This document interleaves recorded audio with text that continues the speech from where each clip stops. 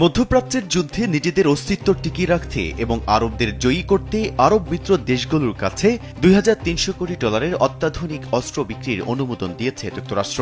বৃহস্পতিবার মার্কিন পররাষ্ট্র বিভাগ থেকে কংগ্রেসের কাছে পাঠানো একটি আনুষ্ঠানিক নোটিশ থেকে এই চাঞ্চল্যকর তথ্য জানা যায়। নোটিশের তথ্য মতে সংযুক্ত আরব আমিরাতের কাছে $800 কোটি বেশি সমমূল্যের আকাশ প্রতিরক্ষা ব্যবস্থা এবং সংশ্লিষ্ট সামরিক সরঞ্জাম বিক্রি করা হবে, যার মধ্যে সর্বাধুনিক ড্রোন, আকাশ থেকে আকাশের নিক্ষেপযোগ্য ক্ষেপণাস্ত্র ও F-16 যুদ্ধবিমানের ভারী গোলা বারুদ রয়েছে।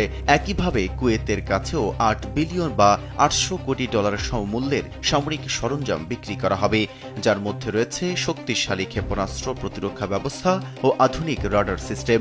অন্যদিকে জর্ডানের জন্য $7.5 কোটি বিমান ও গোলা বারুদ সহায়তা অনুমোদন দেওয়া হয়েছে। এছাড়া উল্লেখিত এই তিনটি দেশের কাছে আরও $6 বিলিয়ন বা $600 কোটি সমমূল্যের সামরিক সরঞ্জাম বিক্রির অনুমোদন দেওয়া হয়েছে। এই নির্দিষ্ট বরাদ্দের বিষয়ে এক শীর্ষ মার্কিন কর্মকর্তা জানান, এর জন্য কংগ্রেসকে আনুষ্ঠানিকভাবে জানানোর কোনো আইনি দরকার হয়নি, কারণ এগুলো আগে অনুমোদিত সামরিক প্যাকেজের সাধারণ সমন্বয় বা সরাসরি বাণিজ্যিক বিক্রয় প্রক্রিয়ার অংশ ছিল।